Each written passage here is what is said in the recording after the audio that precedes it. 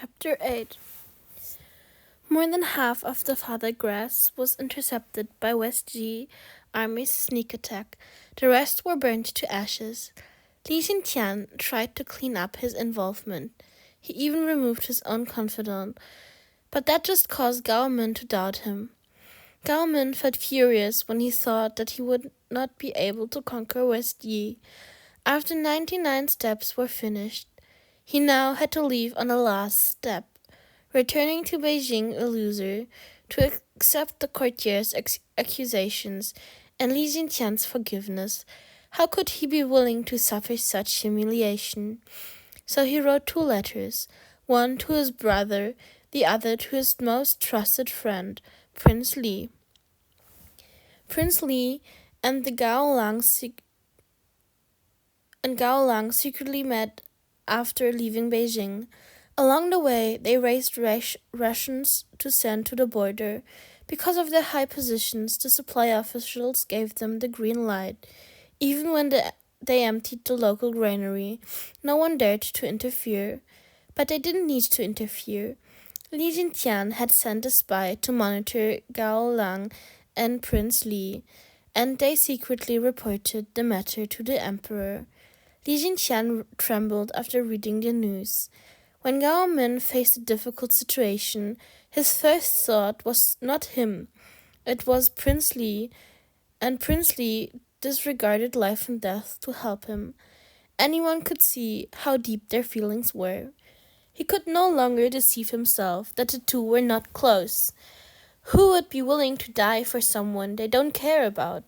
Who would risk leaving Beijing to go rescue someone they don't love? He was also scared by Gao Lang and Prince Li's boldness. They went all the way to West Yi as if they were kings. No official dared to defy their orders, giving them forage when they asked, giving them soldiers when they asked. Where do these people put the emperor? If Gao Lang and Prince Li intended to rebel, they would be too afraid to tell their own emperor. Li Xintian was furious, but his performance was very calm in the court. He'd learned a lesson after all this time.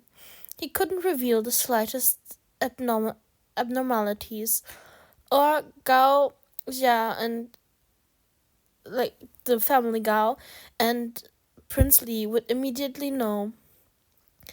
After his brother and Prince Li had rushed to the rescue, Gao Min finally set off back to West Yi. At this point, his prestige in Dayang country had risen to unprecedented height. Whether it was dignitaries or commoners, they all endlessly praised the great General Gao. They bluntly talked about the great General Gao's braveness and how he brought great prosperity to the country. All the great prosperity my Daoyan country has, it all relied on Gao Min. Li Xintian stood at the top of the tower, slightly bowed, the crown blocking his cold smile. The mighty army was returning from the war, marching in from the sunset. Gao Min sat on his horse, his armor emitting a cold light. He looked up at the tower, first to his little son, who'd grown a bit taller, whom he gave a triumphant smile. Then he looked at the emperor. Li Xintian waved, his eyes as gentle as always. Gao Min suddenly felt relieved. He even showed a rare, soft expression. A few days later, the court set off a whirlwind, urging the emperor and Prince Li to pick an heir. You don't have to guess who the candidate was. It was obviously Gao Min's 5th prince. The eunuchs helped Li Xintian tidy the piles of memorials. Every memorial praised Gao Min and 5th prince. They were treated as 2 gods who descended to the world, specifically to save Dayan country. The emperor was lucky to have these 2's help. Good. Even this throne I have is all because Gao Min is here. Great. Li Xintian threw out the memorials, his eyes red. The eunuch lowered his head, afraid to breathe. Li Jinqian's chest violently undulated. Then he unexpectedly calmed down. He personally picked up a memorial, patted it clean, then slowly said, "Okay, since this is what the public wants, then I will give them Gao Guiyun. The court has picked a good candidate. As for the legislation of the matter, he could delay it for however long he wanted. He liked Fifth Prince, but as long as he thought of who was standing behind Fifth Prince, he felt nauseous. The head eunuch promised and transferred the written instruction to the court. In the imperial study, Li Shuyan became the object of praise. Next to him was the second son of Gao Lang, Gao Nian. At that moment, Gao Nian fell higher than heaven. My small uncle is a great commander. If not for him, the people in the border couldn't live as stable as they are now. Uncle has done great deeds. Naturally, he deserves the supreme honor. You certainly can't imagine how hard life was at the border, unlike some of the rebels and remnants here, who do nothing yet live so comfortable. If it was up to me, I would cut them off. Such a waste of food." "What do you mean by rebels and remnants?" A cold voice suddenly came from the door. Before Gao Nian could turn around to look, he was grabbed by his hair and was smashed into the table, then punched repeatedly. He fell down, bleeding and unconscious. Fifth Prince finally reacted. He quickly called people forward to hold on to Sixth Prince. The royal study room was suddenly in chaos. In the end, Gao Nian was seriously wounded and was carried back to Gao House on a wooden plank by his servants. No one knew whether he'll have any sequel when he woke up. Gao Lang ran to the Tianchen Palace to complain and get justice for his son. Because of Li Jinqian's extravagant favor on Zishan Palace, Gao Min didn't dare to trespass, but he was always looking out for a way to discredit Shi Xiujie and Sixth Prince, so he also rushed to the temple to complain. Sixth Prince's status was just after Fifth Prince, so the palace guards didn't dare arrest him. They simply escorted him back to the Zishan Palace and left the punishing to the higher-ups. Li Jinqian heard about the matter from Gao Min and summoned a doctor to look at Gao Nian's injury. It was very serious, so he immediately ran to the Zishan Palace.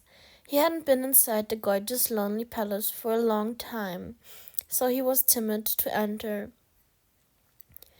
Even though he lived through 2 lifetimes, the person he felt most guilty about was not Gao Min, but Shi Xiujie. He felt like he could never recompensate him for what he did to him. So the only person he was afraid to face was Shi Xiujie. When no one came out to welcome him from the palace, he slowly walked in, hesitant, and finally stopped at the door. He couldn't move forward. From behind the door, he heard Sixth Prince complaining. "Concubine father, I know I did wrong, but it was really unbearable. Emperor father pardoned you, so why can that Gaonian child slander you as a rebel?" Qi Qiu's tone as always was insipid, as if there was nothing in the world that could move him.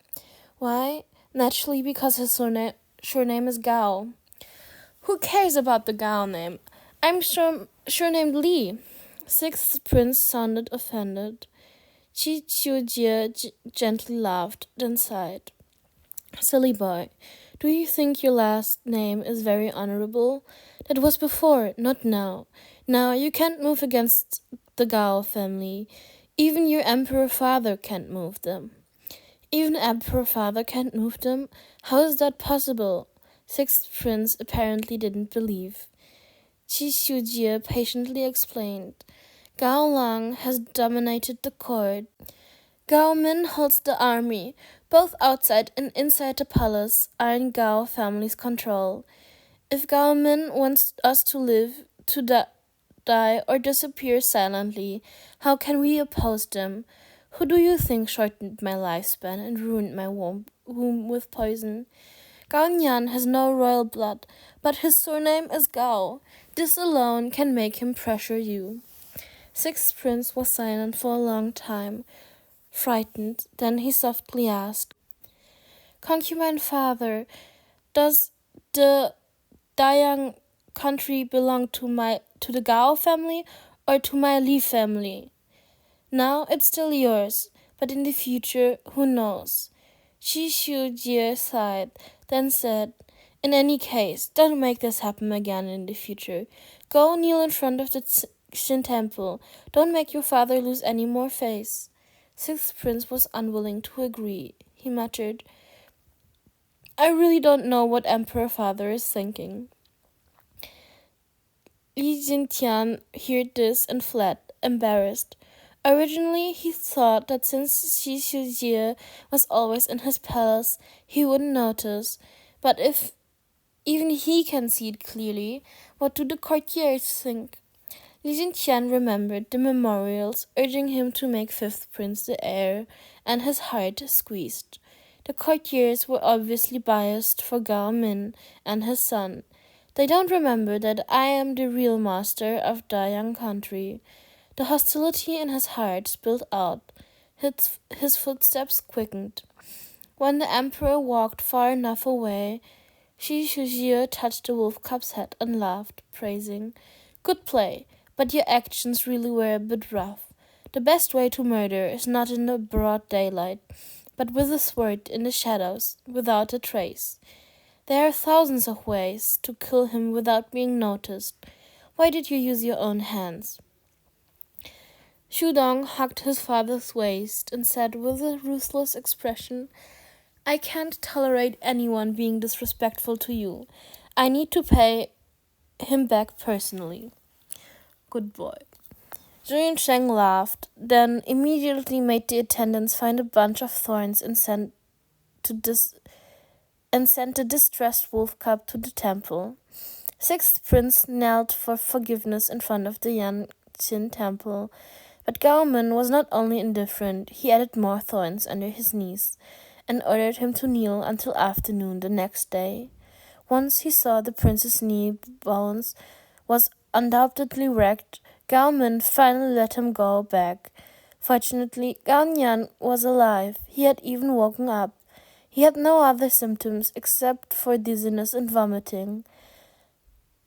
Gao family could only give up their revenge. Otherwise, if Sixth Prince had killed Gao Nian, he would have had to pay with his life. Li Jingtian called Sixth Prince into the royal study and severely reprimanded him. He also added an extra penalty to him for 6 months. But his heart wasn't angry. He was just deeply sympathetic. Originally, the fifth and sixth prince were both his favorites, but he loved Fifth Prince just a bit more. But after this event, Sixth Prince's position in his heart was far above Fifth Prince. Sixth Prince didn't have a strong maternal family, and he was very modest, courteous, and he showed filial piety. More importantly, his ability was above Fifth Prince, so he was more suitable to inherit the Dayang throne. Now the important question was, how hurt were his knees? If Gao Min turned him into a waste, then wouldn't Dayang country only be able to be inherited by his son? 12th Prince had already died because of Gao father and son. 6th Prince became a waste because of Gao father and son. And the rest of the princes had none of the noble's dignity because of neglect in their discipline. None of them could rule a country. Will my Dayang country become Gao's Dayang in the future? No, this kind of thing must not happen. After making a decision, he continued to drag on the matter of selecting an heir. He told Gao Min that he was afraid that Fifth Prince didn't have enough experience to reign in the other princes, so he wanted him to gain leadership experience for a few years. Gao Min was already used to Li Jintian's constant indulgence. His heart's defenses lowered whenever he was involved, so he didn't doubt his excuse. He persuaded his brother and the courtiers to hold off on their heir selection. The noisiness finally quieted down, but Li Jintian's dissatisfaction with the Gao family had already reached the limit. Li Shudong arrived at the palace gate, carried by the servants. He saw his concubine father standing in the gateway, his handsome face shrouded in fierce killing intent. He personally carried the wolf cub into the inner hall, took out some high-quality medicine, and gently applied it to the bloody, shredded knees. His voice was light. "It'll be fine, my son. This little injury will heal in 1 or 2 months. I didn't intend to intervene too much. I wanted them to ruin themselves. But then they choose to bully you. So your concubine father will destroy Gao Min and Li Shuyan for you. Do you know what the most desperate situation in the world is? It's not poverty or loneliness. It's when you think you're at the pinnacle of the world, then suddenly you're pushed into the abyss. Your father will make them experience that despair. Concubine father is worried about me. Concubine father will avenge me. Concubine father is so gentle. He's angry for me. Happy thoughts assaulted Li Shudong's mind, one after another. Except for nodding, he couldn't do any other response. As for how concubine father would push Gao father and son into the abyss, he didn't care. He would never doubt his concubine father's ability.